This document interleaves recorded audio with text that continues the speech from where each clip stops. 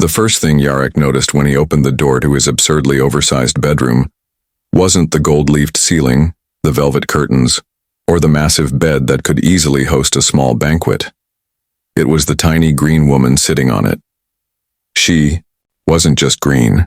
Her skin glowed faintly like she'd been kissed by moonlight, and bioluminescence had never gotten the memo to stop. Her ears were long and pointed, tipped with fiery orange, twitching with nervous agitation. Her white hair cascaded all the way down to her thighs, looking much too heavy for her delicate frame. And her eyes, big, round, with the kind of softness that would melt even the sternest customs officer, tracked him like he was both predator and savior. Jarek froze in the doorway, one hand still clutching the ornate knob. Well, he muttered, half to himself, half to the ridiculous decor that looked like it belonged in a romance holodrama. I knew the agency had weird listings, but they really weren't kidding when they said exotic roommate. The green woman blinked at him, slowly. Then her lips parted. You are human? Her voice was like silk wrapped around a question. Mark, Jarek smirked, loosening his collar. Last time I checked. Though according to my ex, I'm more like a defective model. Lots of maintenance, poor return on investment. The alien tilted her head, her long hair sliding across her shoulder like a curtain. You joke. Is that customary? Before mating rituals? Jarek choked on nothing, coughing. Mating? Hold on, whoa! That escalated faster than my debt. Collectors. I just walked in the room. Her ears twitched again, flushing orange at the tips. She looked down at her bare green feet swinging above the floor. Forgive me, I do not understand the human order of things. On my world, humor and attraction are braided. Jarek ran a hand through his hair, sighing. Fantastic. I just wanted a cheap sublet near the orbital station, and instead I'm in a royal soap opera with a green elf who thinks sarcasm equals foreplay. The tension in the room hung like perfume, sweet, heavy, unavoidable. He stepped inside fully, closing the door behind him with a click. The golden clock ticked in the background, a reminder that he was late for literally everything in life, including sanity. What's your name? He asked finally. The alien blinked again, then smiled faintly, sharp little teeth peeking through. My birth name cannot be spoken by your tongue without bleeding. You may call me Vera. Vera, Jarek repeated, rolling it around like good whiskey. All right. And what are you doing sitting on my bed in a dress that looks one sneeze away from falling off? She frowned, tugging at the black fabric. They told me you purchased my companionship. Jarek's brain did a full reboot. Wait. What? No, I signed a lease agreement, not a whatever this is. I came here because rent on Earth is criminal, and apparently gold leaf headboards are somehow cheaper than a studio apartment in New Manhattan. Vera tilted her head, unconvinced. Then why did they instruct me, please your human until he forgets the war? Jarek muttered something dark and profane under his breath. Because galactic landlords are sadists, that's why. Look, I don't need pleasing. I need a place to sleep, preferably without interstellar scandal attached. Her lips curved into something sly. But you are already scandalized, I can smell it. Jarek's jaw dropped. Smell it? Her ears flicked, amused. Your pheromones. They spike every time I tilt my head just so. She demonstrated, her hair shifting. Like a silken avalanche, her eyes widening innocently. Jarek groaned, rubbing his temples. Oh, this is going to be a long tenancy agreement. The air grew warmer, tension flickering like static. Vera's tiny form shifted closer on the bed, her legs dangling. She studied him like a scientist examining a particularly stubborn specimen. You are bigger than expected, she said softly. Jarek coughed.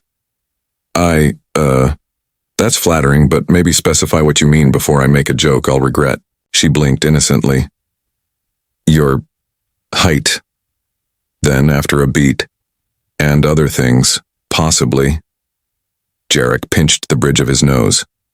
Gods above, she's got double entendres built into her DNA. Vera leaned forward, hands on the bedspread. On my planet, we share warmth. We press our bodies close because cold takes lives. He shot her a look. You're trying to tell me you want to cuddle because of cultural tradition? Yes, she said simply. Unless humans combust from contact, do you? Jarek smirked despite himself. Only on the inside. Usually when I see the rent bill. The banter flowed dangerously close to flirtation, the kind that had weight, sparks, inevitability. He took a seat at the edge of the bed, keeping what he told himself was a safe distance. Farah's big eyes tracked his every move. Why do humans hide so much behind words? She asked softly. Because if we didn't, Jarek said, we'd be constantly getting punched, kissed, or sued, sometimes all three at once. Her lips quirked. Perhaps I should try this kissing. See if I like it better than jokes. Jarek's throat went dry. You really don't beat around the bush, do you? She tilted her head again, confused. Bush? Do you have shrubbery relevant to this mating exchange? Jarek buried his face in his hands, laughing helplessly. Oh, you have no idea how dangerous that sentence was. For a while, silence filled the room, soft, not awkward, the kind of silence that hummed with possibilities. Farah finally whispered, Jarek. Yeah? If I am wrong about your customs, you will not banish me, will you? Something in her voice tugged at him, vulnerable, honest, not just the comedy of mistranslation and innuendo, but something fragile. Jarek looked at her, this glowing, strange, impossible woman in a borrowed dress, and sighed. No, Vera, I won't banish you, she smiled, small and relieved. Then I will stay close, for warmth. And before he could argue, she scooted against his side, pressing her tiny, glowing body against his arm. Heat radiated from her like she really was running a fever, or maybe her entire species ran hotter. Jarek stared at the golden ceiling, muttering, her body's literally too hot to handle, and I'm going to regret every second of enjoying this. Vera nestled closer, eyes closing, her voice a sleepy murmur. Don't stop, human. Jarek swallowed hard, staring at the absurdly ornate chandelier above. Oh yeah, he muttered. Definitely going to regret this. Jarek woke up the next morning feeling like he had been hit by a shuttle freighter full of confusion. Not because Vera had done anything outrageous in the night, unless one counted falling asleep halfway across his arm like a space-heated weighted blanket, but because he had actually slept. Peacefully. In a gilded palace bed with an alien girl radiating more warmth than 3 thermal regulators combined. When he shifted, she stirred immediately, blinking up at him with those wide, otherworldly eyes. Her ears flicked once, twitching like little orange beacons. You didn't move all night, she whispered as if it were some grave secret. That's because I was terrified of waking you up and accidentally starting a war. Jarek muttered, scrubbing his face. Or worse, accidentally marrying you. Apparently both happen way too easily in this galaxy. She tilted her head, as always. Marriage. On my planet, if you share body warmth with someone overnight, it is considered permanent. Jarek froze. Permanent as in, yes, she said serenely. You belong to me now. His mouth opened, closed, then opened again like a malfunctioning airlock. I don't recall signing up for belonging. There was no checkbox on the form. You can't just... She placed a delicate hand against his chest, smiling slyly. Your pulse is racing. It agrees. Lady, my pulse races every time I open my email. That doesn't mean I want to marry the interstellar spam bots. Vera just blinked at him, then whispered something with terrifying innocence. Do spam bots also whimper when you touch them? Jarek nearly fell out of the bed. Okay, first of all you. Second, how do you even... I listen, she interrupted calmly. To the way you breathe, the way your heart moves faster whenever. My body presses here. She leaned in slightly against his ribs, radiating enough heat to make him sweat. Jarek groaned, falling back onto the pillows. This is entrapment. Sexy, terrifying entrapment. Breakfast was no less complicated. The palace kitchen's AI presented them with a spread worthy of 10 monarchs: golden bread, steaming alien fruits, and something that looked suspiciously like a roasted space crab glaring at him from the platter. Vera sat across the long table, her tiny form looking utterly swallowed by the high-backed chair. She watched him with predatory curiosity, as if every time he lifted a fork she was cataloging the experience for future cultural blackmail. "You eat like a soldier," she murmured after a while. "Fast, messy, and always ready for someone to try poisoning me," Jarek said around a mouthful of bread. "Yeah, that's just being human." Her lips curved. "We share food mouth to mouth usually, it saves effort." Jarek's fork clattered. "Oh sure, because kissing while choking on crab legs sounds like a survival tactic." She blinked, deadly serious. "It does. You've got no idea how much trouble that sentence is going to cause me later." The palace wasn't just their bizarre home, it was a social trap. By mid-afternoon, courtiers and bureaucrats began filing through corridors, leaving gifts, documents, and questions. Everyone seemed to assume that Jarek and Vera were not just a couple, but some kind of political union. One old alien minister bowed so deeply Jarek thought the man might snap his spine. "Human champion," the minister croaked. "Your union with the ember-blooded princess is a sign. You will heal centuries of discord." Jarek blinked. "Union? Wait." He turned to Vera, hissing under his breath. "Princess?" She sipped delicately from her cup of glowing liquid, avoiding his eyes. "Did I not mention that?" "No. No, you did not mention being a princess. That's the kind of thing you lead with. Like, hi, I'm royalty. Please don't accidentally start a war by sharing a bed with me." The minister beamed. "Already sharing a bed, how auspicious." Jarek dropped his face into his hands. "I'm going to get executed before dessert." That night, when the chaos died down, Jarek found himself pacing the massive bedroom. Vera sat on the bed as usual, legs tucked under her, watching him like he was a show. "You knew this would happen," he accused. "Didn't you? You knew the whole palace would think we're entangled." Her sly little smile gave her away instantly. "On my planet you already are. Humans must be very slow if they don't notice when they're tangled." Jarek threw his hands up. "Great, so in your culture I'm married. In palace culture I'm politically bound. And in my culture, I'm about 3 drinks away from losing my mind." "Then drink," she said sweetly, sliding a glass of glowing liquor across the nightstand toward him. He glared. "You're evil." Her ears twitched. "Evil? Perhaps. But effective." He sat heavily beside her, downing the drink. In one go, it burned like jet fuel and tasted like someone had dissolved fruit and sin together. He coughed. "Gods, what is this stuff?" "Fermented starlight," she said casually. "It warms the blood, makes the body easier to handle." Jarek's head spun. "Oh, fantastic alien moonshine. This can only end in dignity and success." She leaned closer, her warmth practically radiating through his shirt. "You joke again, but your eyes betray hunger." "Lady, my eyes betray hunger because you drank the last of the bread soup." She tilted her head, confused again. "Bread? Soup? Never mind." The more time they spent together, the stranger the rhythm became. Vera oscillated between innocent confusion and weaponized seduction like it was her natural state. Jarek, meanwhile, was caught between trying not to combust from her casual intimacy and trying not to cause a diplomatic scandal. At one point, while brushing her long hair near the window, she asked without a hint of shame, "Why do humans cover their bodies so much if they crave closeness?" "Because," Jarek said, tugging at his shirt collar, "if we didn't, the entire species would get nothing done. No wars, no politics, no inventions, just one long orgy with the occasional snack break."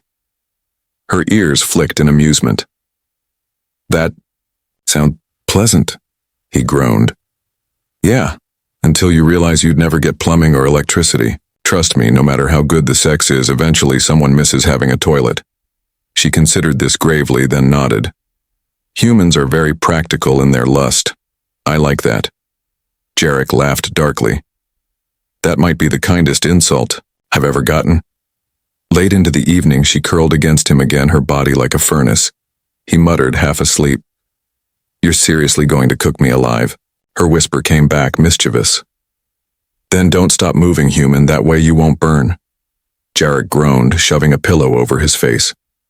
"One of these days, Vera, I'm going to say something you don't understand, and you're going to accidentally proposition me in front of 30 nobles."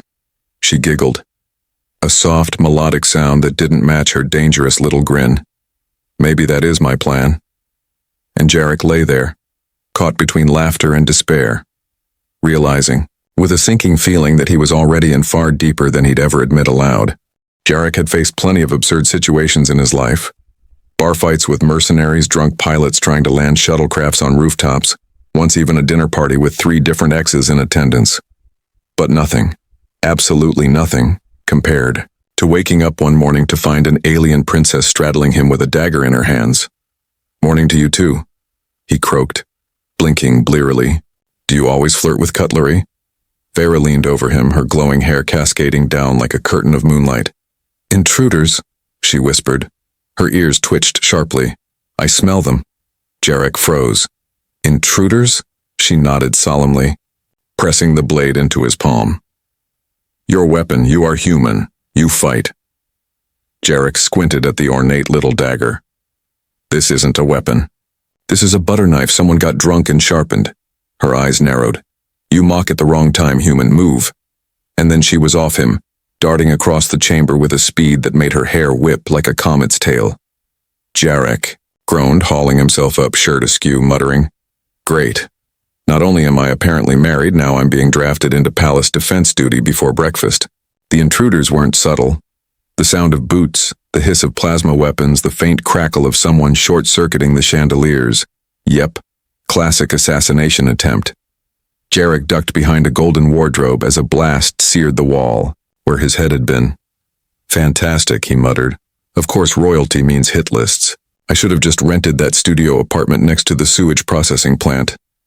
Vera, on the other hand, looked positively delighted. She darted through the room with her too-hot body glowing brighter, her tiny frame moving like liquid, lightning. When one of the armored intruders lunged, she leapt up, wrapped her legs around his neck and twisted. The crunch was disturbingly satisfying. She landed gracefully, hair swishing, and smirked at Jarek. "See? Sharing warmth with me gives you luck." "Lady, that's not luck," Jarek hissed, hurling the butter knife dagger at another intruder. By sheer accident, or divine comedy, it lodged straight in the man's visor. He toppled like a felled tree. Vera's ears flicked in amusement. "Perhaps you are luckier than I thought," Jarek snorted, grabbing a fallen plasma pistol. "Yeah, I'm the luckiest guy in the galaxy, sharing a bed with a royal space heater who thinks combat is foreplay." By the time the last intruder fell smoking to the floor, Jarek was panting, his shirt half burned, his knuckles bleeding. He looked around the ruined bedroom, the shattered chandeliers, the scorched gold furniture, the giant smoking hole where the bed used to be. "Well," he said, collapsing onto the only chair still standing, "that's coming out of my deposit." Vera stood in the wreckage, unbothered, practically glowing with adrenaline. Her hair shimmered, her body radiated heat, and her smile was both terrifying and oddly enticing. "You fought well, human," she said softly. "Your body moved as though it knew mine." Jarek gave a weak laugh. "That's not combat synergy, princess. That's called panic." She ignored him, stepping closer until the heat rolling off her body made his sweat instantly. She leaned down, brushing a finger across his jaw. "You smell stronger now. I like it." "Careful," Jarek muttered, forcing himself not to react. "Compliment me like that again and I might start thinking you're into me." Her grin widened. "Oh, but I am. Or do humans need diagrams to understand?" He groaned, slumping back. "Gods, she's going to kill me with innuendo before the assassins ever get a chance." The aftermath wasn't quiet for long.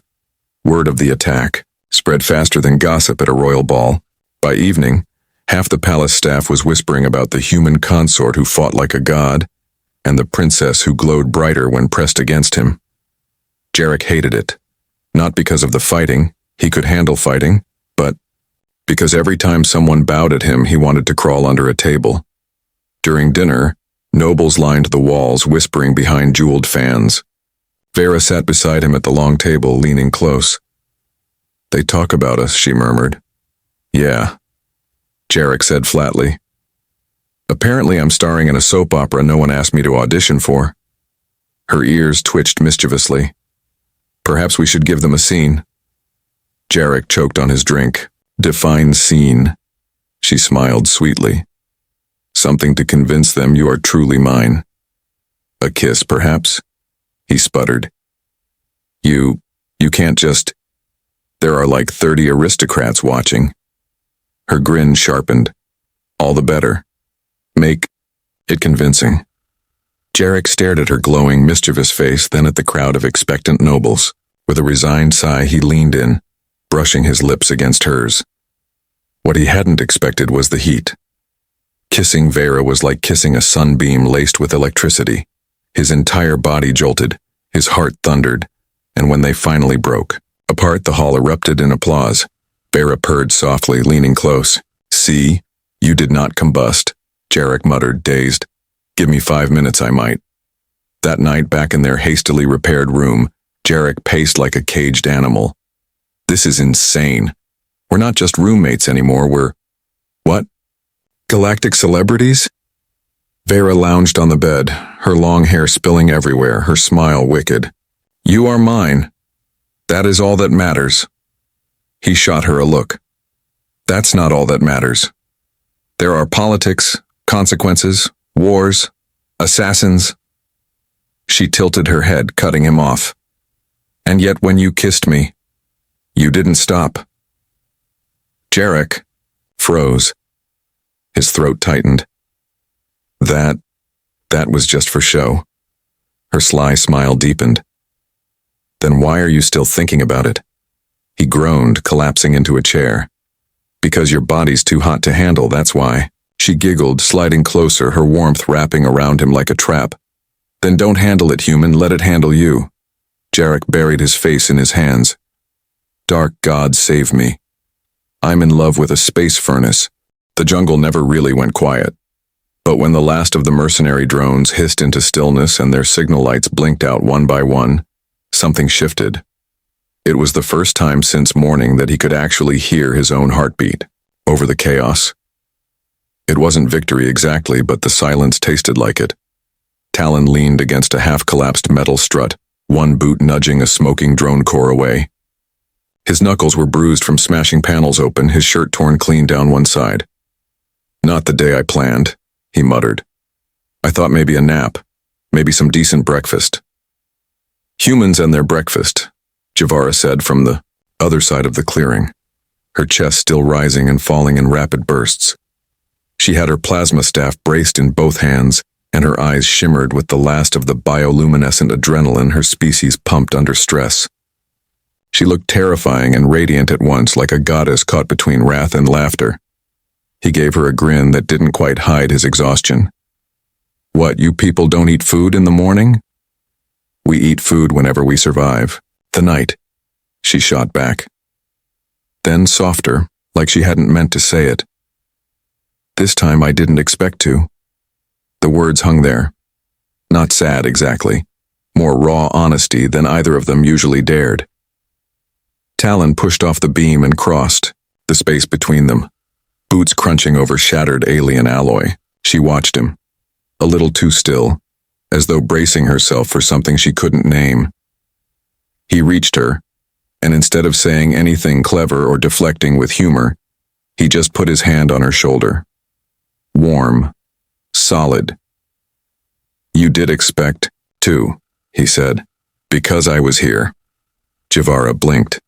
He could see the fight in her, wanting to argue, to scoff, to roll her eyes like always, but she didn't. Her hand came up, pressed against his chest, and for once she didn't hit him or shove him or even joke about how breakable humans were. She just left her hand there. Her voice dropped. "You are absurd, reckless, infuriating. You touch things you shouldn't, you press buttons without knowing what they do, you..." She broke off, jaw tightening. And yet, when you're near me, my body burns in ways I don't understand, too hot, too alive, as if... She stopped, almost trembling. As if? He coaxed, voice low. As if you've been rewiring me since the moment we met. Talons? Laugh came out softer than he intended, almost strangled, like he needed to disguise how much that admission hit him. Good. Then I'm not the only one. For a heartbeat they just stared, alien and human, predator and misfit, locked in a silence thicker than the jungle vines around them. Then she tilted her head slightly, silver hair catching the starlight. Do you want to kiss me, human? He smirked. That's a dangerous question. Feels like a trap. Perhaps, she whispered. But perhaps it's survival. So he did. He leaned in, closing the distance, and kissed her with all the reckless energy he always carried. And she kissed him back like she'd been holding her breath for years. The heat she spoke of, real, almost overwhelming, like touching fire without flinching. When they finally pulled apart, Javara let out a shaky laugh. See? Too hot to handle. Yeah, Talon breathed, brushing his thumb across her cheek. But I'm not letting go. She rested her forehead, against his, still glowing faintly in the dark. Around them, the jungle resumed its noises. Chirps, hums, distant growls. But the world felt smaller, safer, like it only belonged to the two of them. And for the first time, Javara didn't feel like running from it,